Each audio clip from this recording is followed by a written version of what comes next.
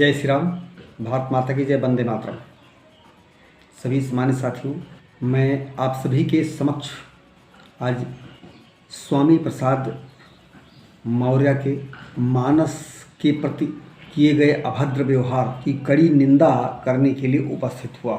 वास्तव में स्वामी प्रसाद मौर्य पगला जैसे गए हैं, क्योंकि समस्त हिंदू समाज उनकी इस तरह की ओछी हरकत से आहत है। मानस में जिस स्थान पर इन चौपाइयों का वर्णन किया गया है, सबसे पहले उन्हें देखने की आवश्यकता है, क्योंकि यह बात भगवान राम ने नहीं कहा रामायण में कि ढोल गंवार सूद पसुनारी सकल ताल ताड़ना के अधिकारी। यह बात तो समुद्र भगवान राम से कह रहा है। उसने बताया कि महाराज जितने भी इस श्रृंखला के लोग हैं, उन सभी को शिक्षा देने की आवश्यकता है। आपने सत्य ही किया है कि मुझे मेरे अज्ञान बोध का आपने बोध कराया। दूसरा विषय यह है कि हम हिंदू हैं, उदारवादी हैं, हम सहिष्णु हैं, इसलिए हमारे धर्म पर, हमारे सद्ग्रंथों पर, हमारी आस्थाओं पर, हमारे मंदिरों पर इस तरह की टिप्पणियाँ लोग करते हैं।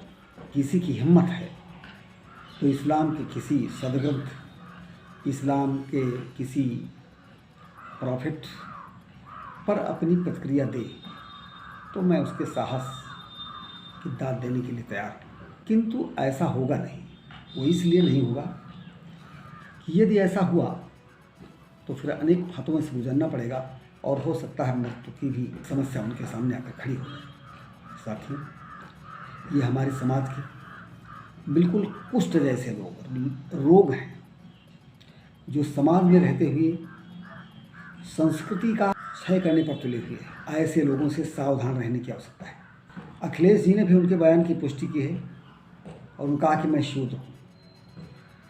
किसी भी व्यक्ति ने अखिलेश जी को शूद्र तो नहीं कहा, कम से कम मेरी जानकारी के मुताबिक। और अखिलेश जी, आपने स्वामी प्रसाद मौर्य का समर्थन करके सपा की राजनीति के ताबूत में आपने अंतिम कील ठोक ली, इसलिए कि अभी तक तो लोगों के हृदय में कुछ था आपके प्रति कि आप हो सकता है सुधर जाएं।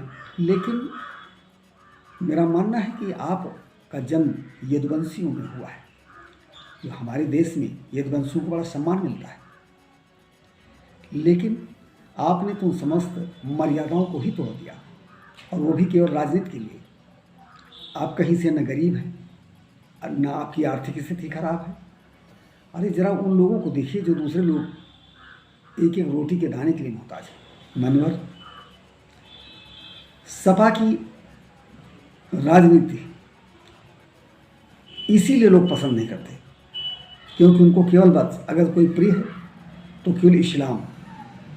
तो मैं आपको क्या कहूँ, इससे अधिक मैं कुछ कह नहीं सकता। दूसरी बात है कि मैं संवैधानिक व्यक्ति हूँ, इसलिए मैंने तमाम और संत महात्माओं के भी बयान सुने, लेकिन वो बयान कहीं तक मैं जायज़ ठहराता हूँ, क्योंकि मानस में सीधे कहा गया, हरिहर निंदा सुने गाना लगे पाप गोघात समाना। और ये व्यक्ति खुले मंच पर मानस को अपमानित कर रहा है, मानस की प्रतियाँ जलवा रहा है, देश को तोड़ने का काम कर रहा है।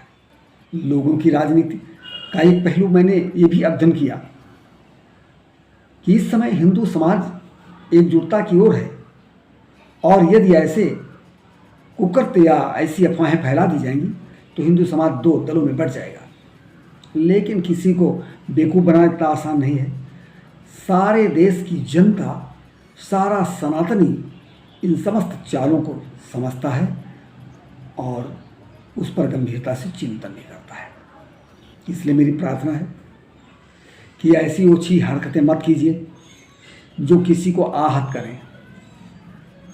दूसरी बात, मैं भारत सरकार से और माननीय उत्तर प्रदेश के यशस्वी मुख्यमंत्री योगी आदित्यनाथ जी से निवेदन करना चाहूँगा कि ऐसे धूर्तों के खिलाफ कठोर अनुशासनात्मक कार्यवाही की जाए, ताकि हिंदुओं की आत्मा को जो ठेस लगी है उस पर कुछ मरहम का काम हो। धन्यवाद।